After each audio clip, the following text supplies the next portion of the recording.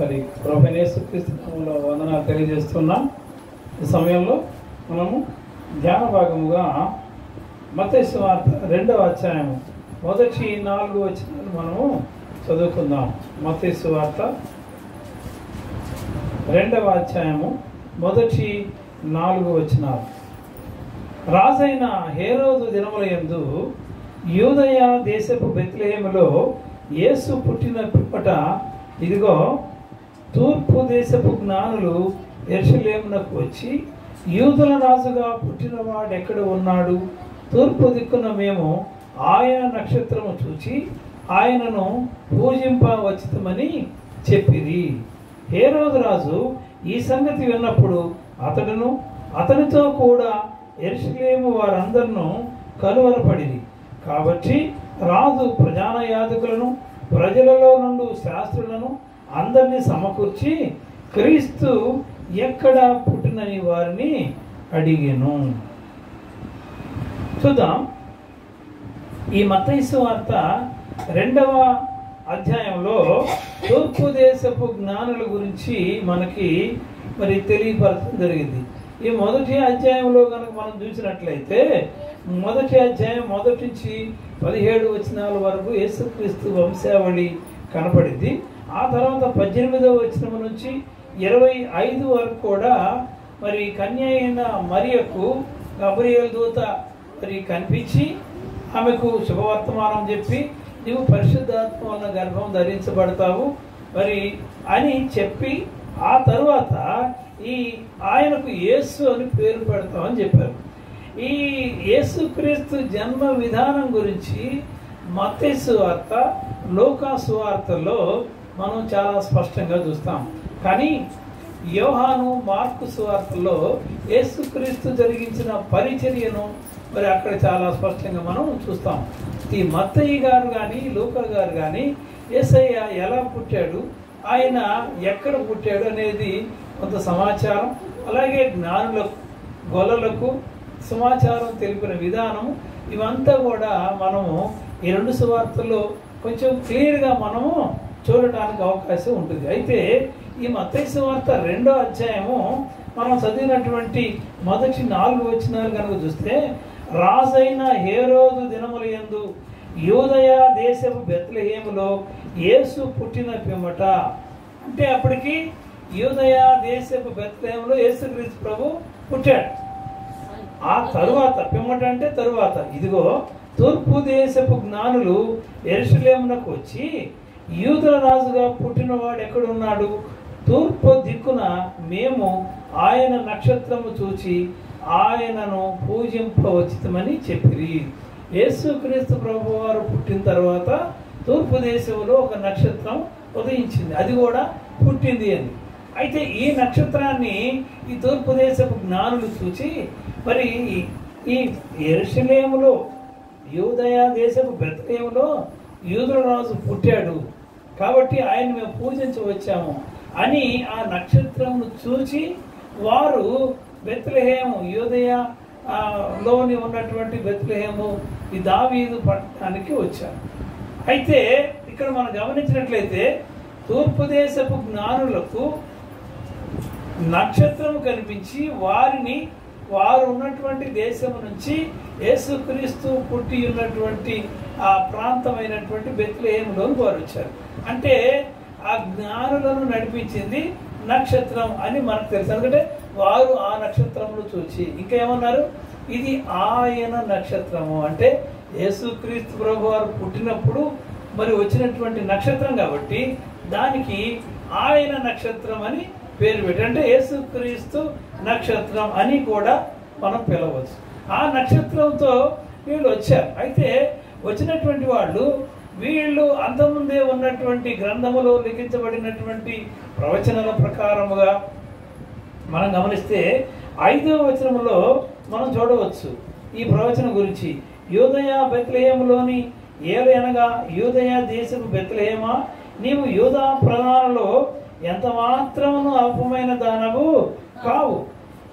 ఇశ్రాయేలును నా ప్రజలను పరిపాలించు అధిపతి నీలో నుండి వచ్చును అని ప్రవక్త ద్వారా వ్రాయబడి ఉన్నదనిది. వీళ్ళకి ఈ ప్రవచనాల రూపంలో తెలుపబడినది ఏంటంటే ఇశ్రాయేలు ప్రజలను ఏలేటువంటి రాజు బెత్లెహేములో పుడతాడు. కాబట్టి ఈ రాజుగారిని మేము దర్శించి ఆయన్ను పూజించాలి అని జ్ఞానులు నక్షత్రమును చూసి మరి ఈ బెత్లెహేము పట్టణము లేదా ఆ దావీదు పట్టణము బెత్లెహేములోకి వచ్చినట్లుగా మనం చూస్తూ ఉన్నాం. అయితే యూదుల రాజుగా పుట్టాడని జ్ఞానులు అనుకుంటున్నారు కాబట్టి సహజంగా రాజు ఎక్కడ పుడతాడు? రాజు యొక్క ఆస్థానంలో వాళ్ళ ఇంట్లో పుడతాడు. అందుకని వీళ్ళు సరాసరి ఏం చేశారు? రాజు దగ్గరికి వెళ్ళాడు, హేరోదు రాజు దగ్గరికి. అప్పటికి యూదులను పరిపాలించేది హేరోదు రాజు.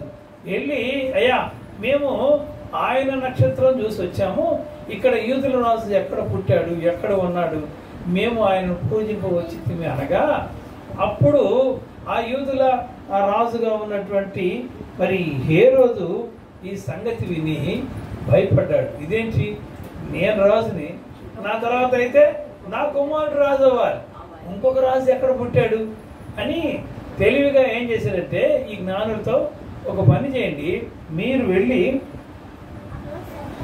ఆ శిశువు విషయమై మీరు జాగ్రత్తగా వెతకండి. ఆ కింద వచనాలు చదివితే 6 నుంచి మనం చూస్తే ఆ మాటలే రాయబడి ఉంటుంది. అంతటి హేరోదు ఆ జ్ఞానులను రహస్యముగా పిలిపించి ఆ నక్షత్రం కనబడిన కాలము వారి చేత పరిష్కారముగా తెలుసుకొని మీరు వెళ్ళి ఆ శిశువు విషయమై జాగ్రత్తగా విచారించి తెలుసుకొనగానే నేనును వచ్చి ఆయనను పూజించినట్లు నాకు వర్తమానము తెండని చెప్పి వారిని బెత్లెహేమునకు పంపెను. వారు రాజు మాట విని బయలుదేరిపోవచ్చుండగా ఇదిగో తూర్పు దేశమున వారు చూచిన నక్షత్రము ఆ శిశువు ఉండిన చోటికి మీదుగా వచ్చి నిలిచి వరకు వారికి ముందుగా నడిచెను. ఇక్కడ ఒక మాట మనం గమనించాలి.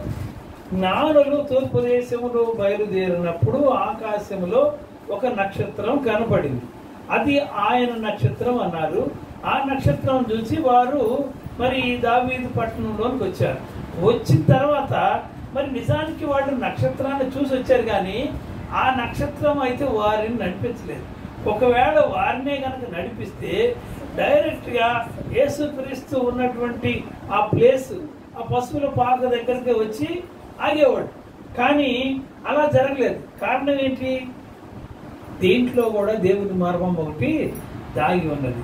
యేసుక్రీస్తు యూదుల రాజుగా పుట్టాడని మత్తయి సువార్తలో చెబితే, లూకా సువార్తలో లోక రక్షకుడు పుట్టాడు, రక్షకుడు అన్న మాటకు ఇక్కడ యేసు అని పేరు పెడతామంటే యేసు అనగా రక్షకుడు అని అర్థం.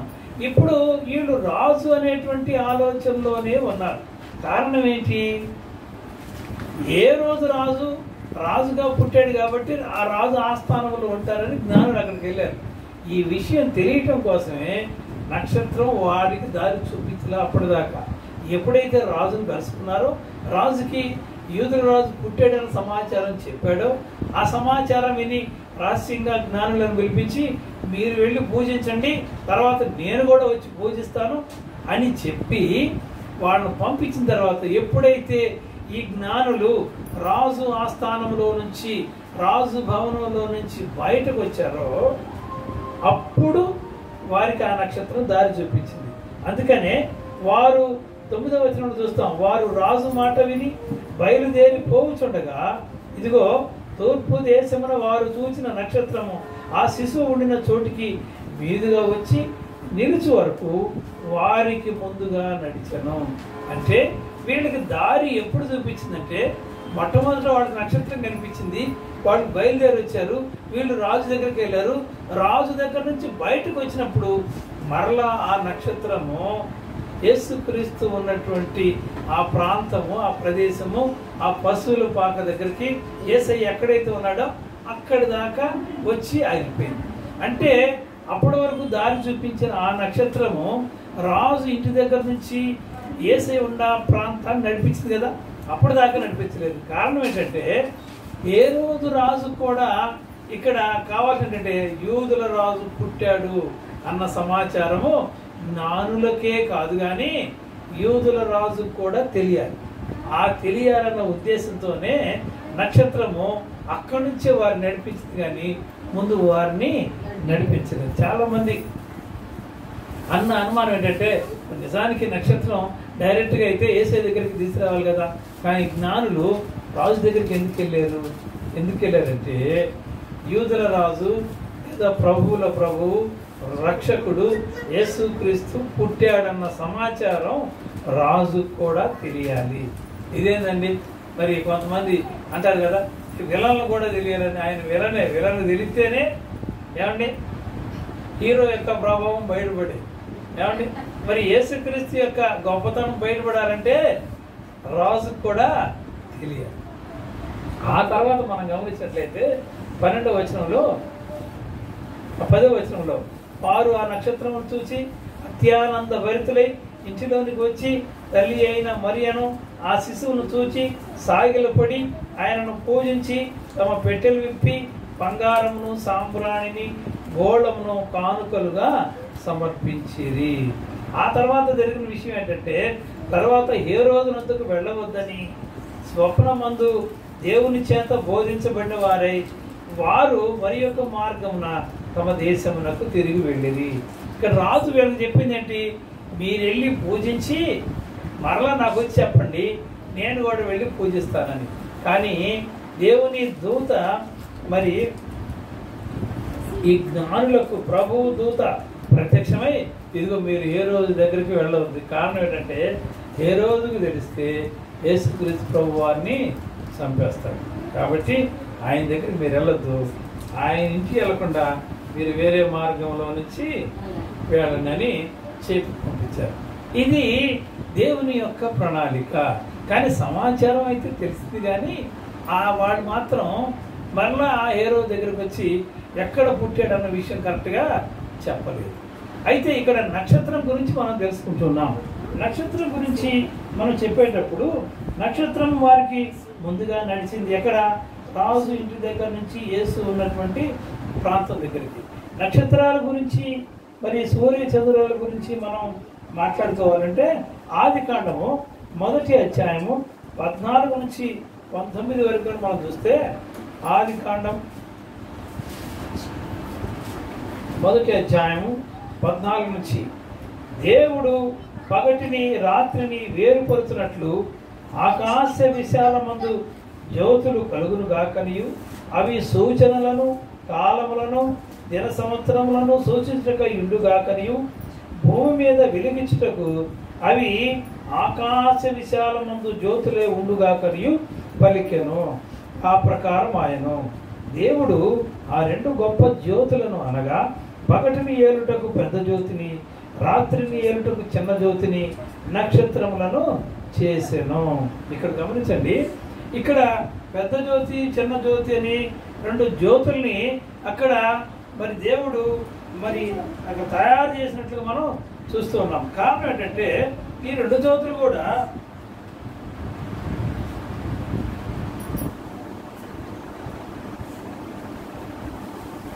ఈ పెద్ద జ్యోతి అనేది సూర్యుడి కింద, చిన్న జ్యోతి అనేది చంద్రుడి కింద, అలాగే రాత్రిని వెళ్ళటానికి చంద్రుడును నక్షత్రాలను ఆయన మరి అక్కడ నియమించినట్లుగా మనం చూస్తూ ఉన్నాం. ఈ సూర్యుడు అనేది వెలుగిచ్చిద్ది, అలాగే వేడి కూడా ఇచ్చింది. అలాగే మరి చంద్రుడైతే స్వయం ప్రకాశం ఏం లేదు. సూర్యుని యొక్క కాంతి చంద్రుడి మీద పడితేనే అది ఒక అద్దంలాగా ప్రతిబింబించి మనకు వెలుగు వచ్చింది. చాలామంది మరి కొంతమంది సినీ కవులు కానీ ఏమండి మరి హీరోయిన్నో లేకపోతే ఎవరినన్నా పొగడాలంటే ఏం చెప్తారు, నువ్వు నీ మోము చందమామలాగా ఉందంటారు. చందమామలాగా ఉందని నిజంగా కనుక కనుక మీనింగ్ తెలిస్తే కవులు కొట్టిద్ది అన్నమాట. కారణం ఏంటంటే చందమామ అనేది అది నిర్జీవమైనట్లుంది. దాని మీద బరువు అంట 6 వంతులు రేట్లు తగ్గిపోతారు. ఇప్పుడు సపోజ్ నాకు 60 కిలోలు అనుకోండి, నేను చంద్రుడి మీద కనుకుంటే నా బరువు 10 కిలోలే ఉంటుంది. అందుకని వాళ్ళు ఎగురుతో నడుస్తారు చంద్రమండలం మీదకి వెళ్ళినటువంటి వాడు. అక్కడ ఆక్సిజన్ లేదు, అక్కడ సర్ఫేస్ అంతా కూడా ఎట్లా ఉంటుంది, గరుగుగా రాళ్ళు రప్పులు దుమ్ము ధూళిగా ఉంటుంది. ఇప్పుడు కవి పోల్చినట్లుగా చందమామలాగా అందంగా ఉన్నాం అనుకో, నిజంగా అక్కడ అందమే లేదు, అక్కడ జీవమే లేదు. విషయం తెలుసుకుంటే ఎవరినైతే పోల్చారో వాళ్ళ కోపం రావడం కాదు. కాబట్టి చందమామ అనేది అది ఒక అర్థం లాంటిది, సూర్యుని కాంతి పడి. ఎందుకంటే ఈ మధ్య కాలంలో మరి చంద్రుడి మీదకి, దక్షిణ ధ్రువం మీదకి మనము మరి ఉపగ్రహాన్ని మరి అక్కడ పంపించి అక్కడ నుంచి కొన్ని ఫోటోలు కూడా మనం తీసుకున్నాం. అయితే గమనించండి, 14 రోజులు మాత్రమే లైటింగ్ ఉంది దక్షిణ ధ్రువంలో, మిగతా 14 రోజులు లేదు. మీరు ఎప్పుడైనా మీరు చూస్తారు కదా, ఏమంటే నెల పొడుపు అంటారు. నెల పొడుపు మొదలుపెట్టి 15 రోజుల దాకా క్రమక్రమంగా మరి లైట్ వచ్చింది, కనపడింది కాంతి. ఆ తర్వాత 15 రోజులకి పౌర్ణమి అంటారు, అవునా?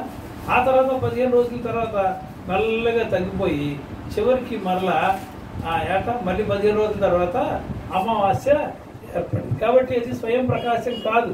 కానీ నక్షత్రాలు అయితే అవి స్వయం ప్రకాశం కాదు, సూర్యుడిలాగానే అవి కూడా ప్రకాశిస్తూనే ఉంటాయి. ఇక్కడ ఇంత మాటలు మనం ఎందుకు చెప్పుకున్నామంటే, సూర్యుడిని, చంద్రుణ్ణి, నక్షత్రాలని మరి దేవుడే నియమించాడు, తయారు చేశాడు, అక్కడ ఉంచాడు.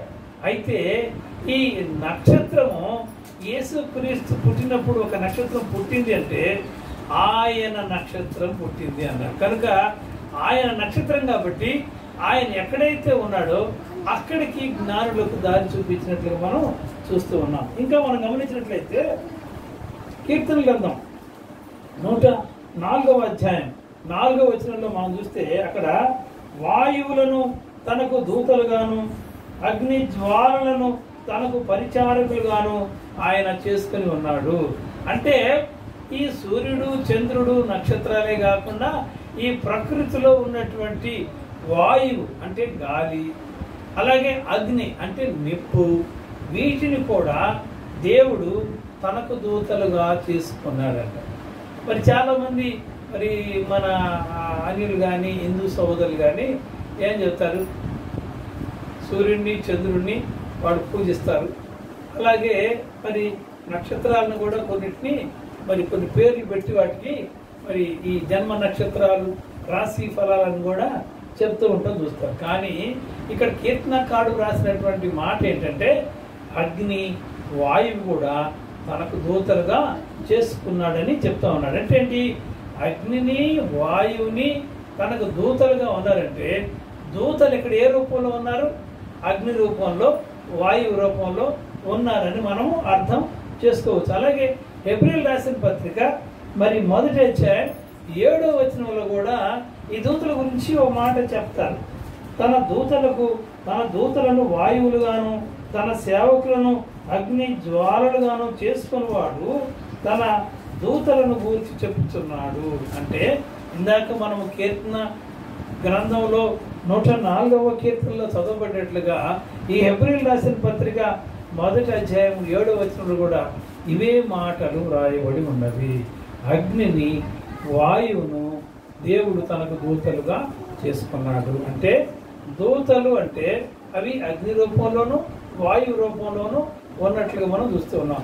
ఇందాక మనం నక్షత్రాల గురించి మాట్లాడుతున్నాం కదా, ఈ నక్షత్రాల గురించి కూడా మనం చెప్పుకుంటే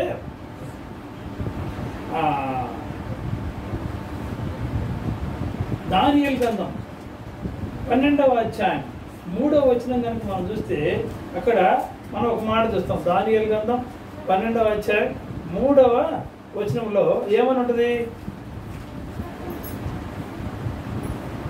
బుద్ధిమంతులైతే ఆకాశ మండలములోని జ్యోతులను పోలిన వారై ప్రకాశించెదరు.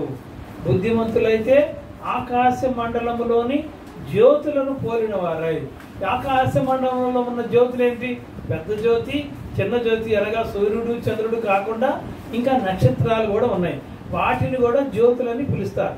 అంటే ఎవరైతే బుద్ధిమంతులు అవుతారో, ఎవరైతే క్రీస్తు నామాన్ని ప్రకటిస్తారో వారిని ఇక్కడ నక్షత్రాలుగా పోల్చబడినట్లుగా మనం చూస్తూ ఉన్నాం. ఇంకా కింద చదివితే, నీతి మార్గమును అనుసరించి నడుచుకున్నట్లు ఎవరు అనేకులను త్రిప్పుదురో వారు నక్షత్రముల వలె నిరంతరము ప్రకాశించెదరు.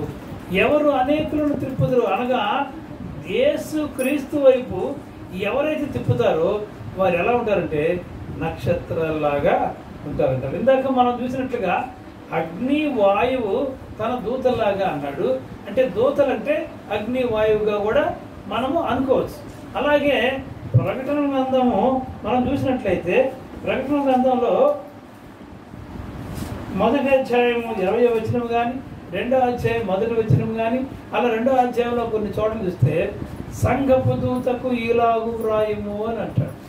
7 సంఘాలకి మరి కొన్ని చెప్తూ సంఘపు దూతకు ఈలాగు వ్రాయము అని చెప్పి చెప్తూ ఉంటాడు. బయటికి వెళ్ళి చూడవచ్చు. ఎలాగంటే ఇక్కడ సంఘపు దూత అని చెప్పినప్పుడు మనం గమనిస్తే అక్కడ సంఘ కాపరికి సంఘపు దూత అని పేరు పెట్టబడినట్లుగా మనం చూస్తూ ఉన్నాం. గమనించండి, సంఘ కాపరి సంఘపు దూత అని పిలిచారు. ఈ దూత అంటే అగ్ని లేదా వాయువు అన్నారు. దానియేలు గ్రంథంలో చూస్తే ఎవరు అనేకులను త్రిప్పుదురో వారు మరి ఎలాగా ఆకాశ మండలంలోని జ్యోతుల వలె నక్షత్రంలాగా నిరంతరము ప్రకాశించెదరు అని ఇక్కడ మాట్లాడుతున్నాం. కనుక ఇక్కడ స్పష్టంగా చూస్తే దూతలు ఇటు అగ్నిగా ఉన్నారు, ఇటు వాయువుగా ఉన్నారు, ఇటు నక్షత్రాలుగా ఉన్నారు. ఇప్పుడు చూద్దాం, మరియ దగ్గరికి ఎవరు వచ్చారు? గాబ్రియేలు దూత వచ్చినట్లుగా మనకి తెలుసు. మరియ దగ్గరికి వచ్చినటువంటి గాబ్రియేలు దూత గురించి మనకు తెలుసు. అలాగే ఇక్కడ దానులకు కూడా దారి చూపించిన నక్షత్రం అంటే దానియేలు గ్రంథంలో చెప్పబడిన ప్రకారం దూతే నక్షత్రం లాగా కనిపించి, అందుకని ఆయన నక్షత్రమును చూచి వారు మరి ఈ ప్రాంతంలోనికి యేసుక్రీస్తు ఉన్నటువంటి స్థలంలోనికి వచ్చినట్లుగా మనం చూస్తూ ఉన్నాం. కాబట్టి ఇక్కడ నక్షత్రం అని చెప్పబడుతున్నటువంటి ఈ మాట దూతకు సాదృశ్యముగా ఉన్నది. కాబట్టి జ్ఞానులను నడిపించింది నక్షత్రం అని మనం స్పష్టంగా చదివిన గూఢార్థముగా మనం చూసినట్లయితే దూత జ్ఞానులను మరి యేసుక్రీస్తు దగ్గరకు నడిపించినట్లుగా మనం చూస్తూ ఉన్నాం. ఎందుకంటే ఈ దూత మరి మరియమ్మ దగ్గరకు వచ్చి అదే మాట చెప్పింది. ఇదే దూత గాబ్రియేలు దూత మరి యేసేపు కూడా కనిపించి మరి మాట్లాడింది. అలాగే మరి గొర్రెల కాపర్ల యొద్దకు కూడా చెప్పి ఇదే మాట చెప్పినట్టు చూస్తాను. చూద్దాం, లూకాసు వార్త 2వ అధ్యాయం 8వ వచనంలో, ఆ దేశంలో కొందరు గొర్రెల కాపర్లు పొలంలో ఉండి రాత్రి వేళ తమ మందను కాచుకొనుచుండగా ప్రభువు దూత వారి యొద్దకు వచ్చి నిలిచెను.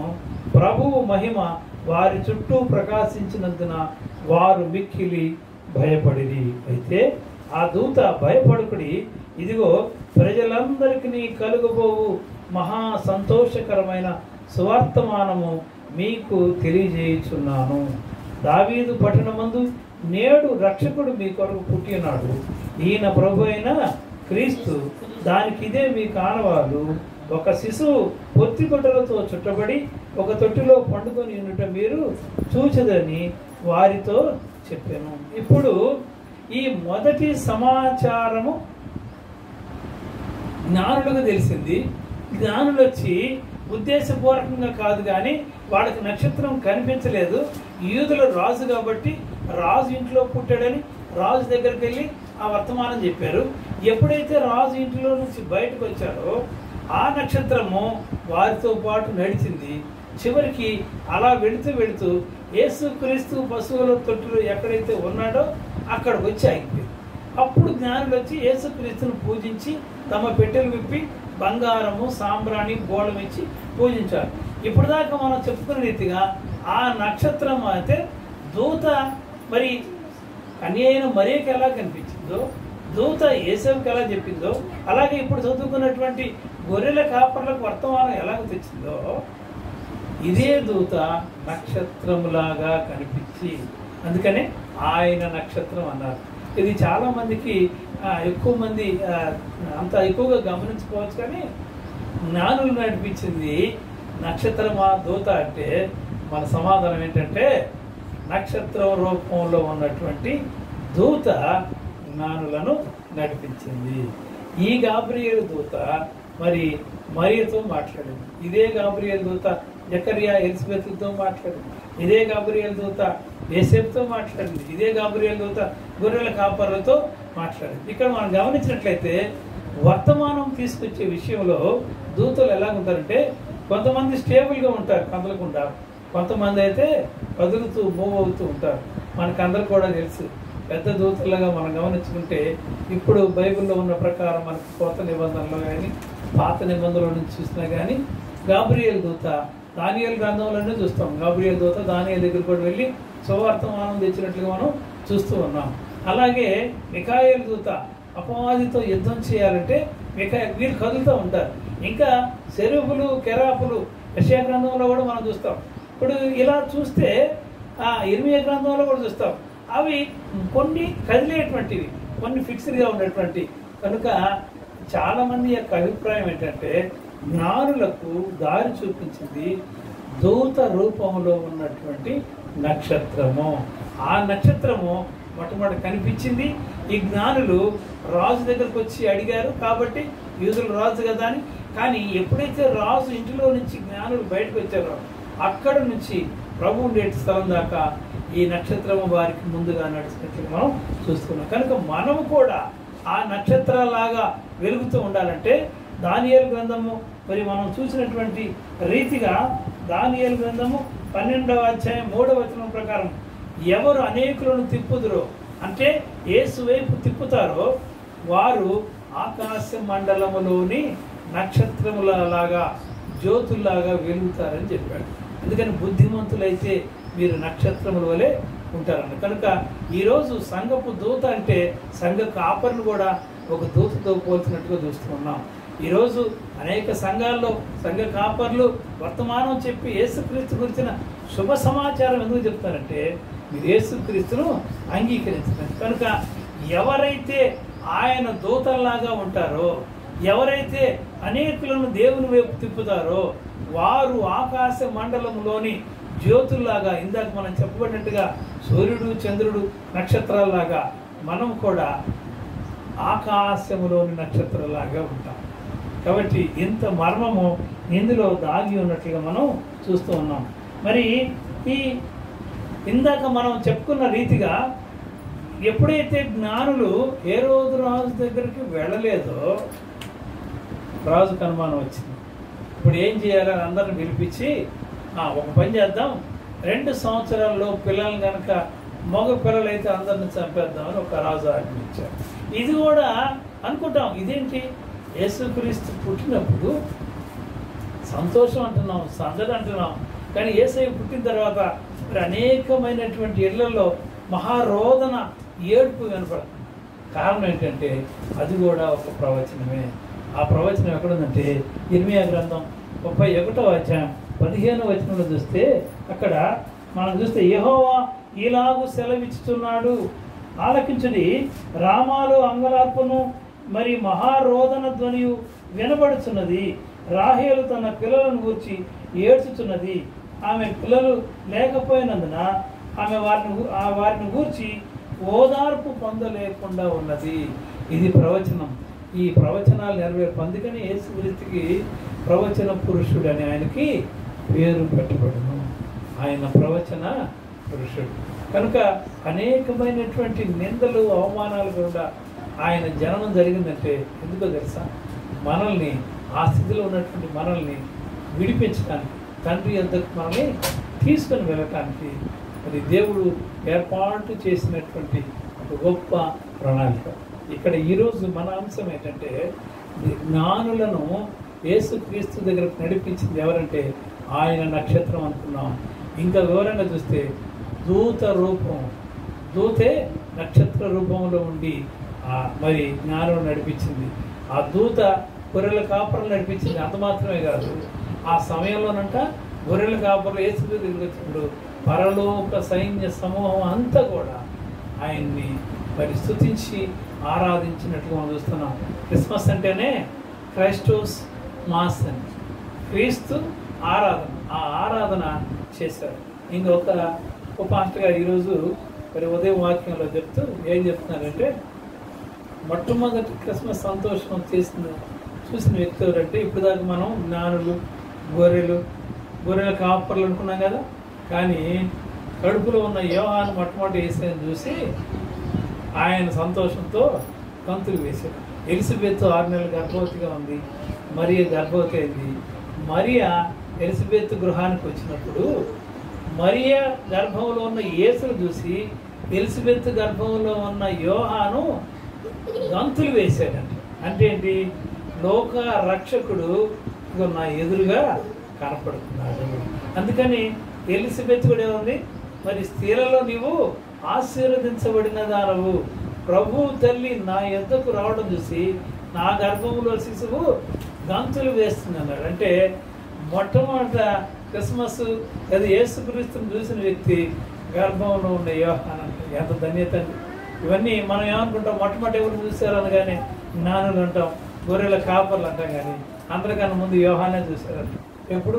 డైరెక్ట్గా ముఖాముఖి కాదు, కానీ గర్భంలో ఉండగానే చూశారంట. కనుక యేసుక్రీస్తు సంతోషం రావంటే అప్పటి వరకు ఉన్నటువంటి పరిస్థితి ఏంటంటే దుఃఖకరమైనటువంటి పరిస్థితి, వేదనకరమైన పరిస్థితులు, పాపంలో ఉన్నటువంటి స్థితిని, దేవుని యొద్దకు వెళ్ళలేనటువంటి స్థితిని, ఆ దేవుని యొద్దకు వెళ్ళటానికి ఆయన దేవుడై ఉండి మనిషి రూపంగా ఈ లోకంలోకి వచ్చారు. కాబట్టి మనం క్రిస్మస్కి ఆరాధన చేస్తున్నాం. ఇది మొదటి ఆగమనమే క్రిస్మస్. అయితే అది అయిపోయింది, 2024 సంవత్సరాలు పూర్తి అయిపోయింది. ఇప్పుడు మనం తెలుసుకోవాలి ఏంటంటే, అనేకమైనటువంటి దూతలు అనగా సంఘ కాపర్లు అనుకున్నాం, సంఘపు దూతలు అనుకున్నాం కదా. చాలామంది దేవుని సేవకులు ఈరోజు 2వ రాకడ గురించి మనకు చెప్తున్నారు. ఎందుకంటే ఆయన మరలా వచ్చినప్పుడు మనం ఎత్తబడే గుంపులో ఉండాలి. కనుక అందుకు మనము సిద్ధపడాలి. దేవుడి వాక్య భాగమును దీవించునుగాక. ఆమేన్.